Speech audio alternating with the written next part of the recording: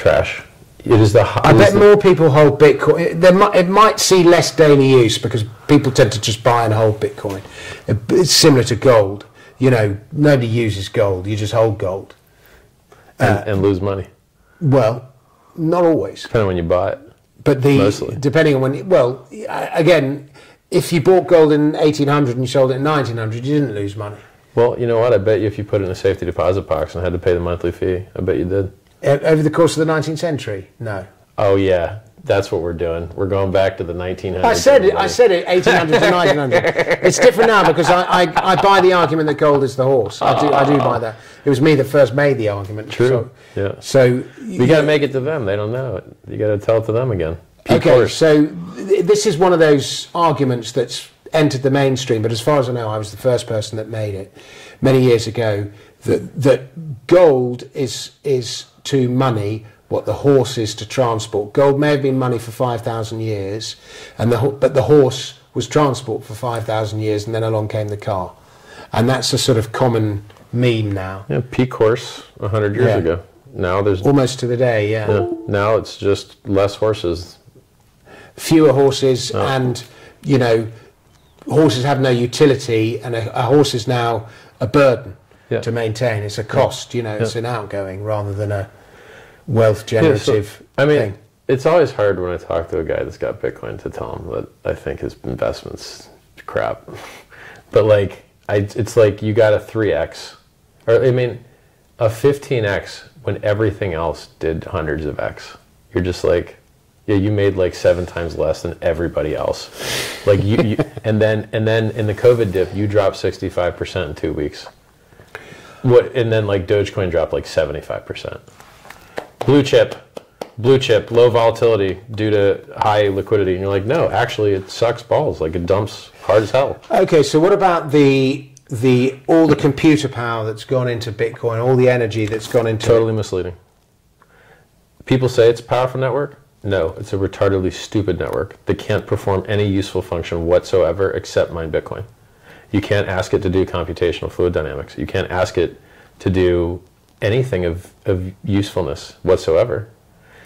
It just wastes electricity. It's proof of waste network. And so it's not a powerful network. It's a wasteful network. Before the waste of electricity, we'll come back to this argument, but the waste of electricity, there's quite a strong argument in my view that Bitcoin mining is inspiring new types of energy consumption. It's not. It's not. I used to mine Bitcoin. I know how much electricity I wasted, and I know where it came from. It came from coal. So like, no, I burned coal to mine Bitcoin. Yeah, but now it's encouraging people to even find more creative. So is aluminum smelting, which uses more electricity. So like this concept. No, it's not, because aluminum smelting is centralized, whereas Bitcoin mining can take place anywhere. So aluminum, you can't. Except China. Sure, but you don't gravitate aluminum smelting to hydroelectric plants in Mongolia or whatever it is. Because you have to smelt the aluminum where it is. Okay, so let's say 80% of Bitcoin mining is renewable. And I can't believe I said aluminum. It's aluminium. There you go, Englishman. So like, okay, now only 20% is used to destroy the environment, and you want to see it take over global commerce and have multi-trillions of value. And so that 20 cents. No. You put those words on. But you want that. You want the price to go up, right? Yeah. And you know the mining hash rate has to go up in direct proportion to the amount of value it's protecting, and therefore, the more valuable Bitcoin becomes, the more pollution it will generate. Period. They're 1-to-1 ratio. You can't defend $1 trillion network with $100 million of mining. It needs to cost more. So like, it's just a terrible. It's also totally unnecessary. The miners, you pay Bitcoin miners you pay them to dump the price, and then they also just happen to pollute. But even if they didn't pollute, and it was all renewables, you're still paying them to dump the price to pay for the renewables. Why are you paying a bunch of scumbags that don't know you, won't talk to you, aren't based in the US, aren't on Twitter, to dump your price? It sucks. Just do a proof of work change to proof of stake, like Ethereum's doing, like pulsechain has done. And then you don't have to pay miners to dump the price anymore. And they're not good actors. Do you remember what Jihan Wu in Bitmain did when they tried to death spiral Bitcoin and had over half the hash rate, and Bitcoin Cash had half the price of Bitcoin, they almost killed Bitcoin. They almost made Bitcoin Cash the real Bitcoin. They almost did that, and that was the miners that did that. And you guys paid them to do that with your fees and with your proof of work that just enriches that crappy company. Terribly stupid.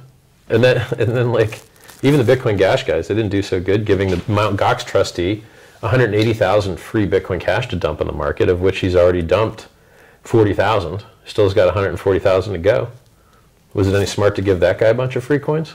When I gave out my free hex, the Mt. Gox coins were removed, so that scumbag that could only sell didn't get any. Smart. Me smart. So, okay.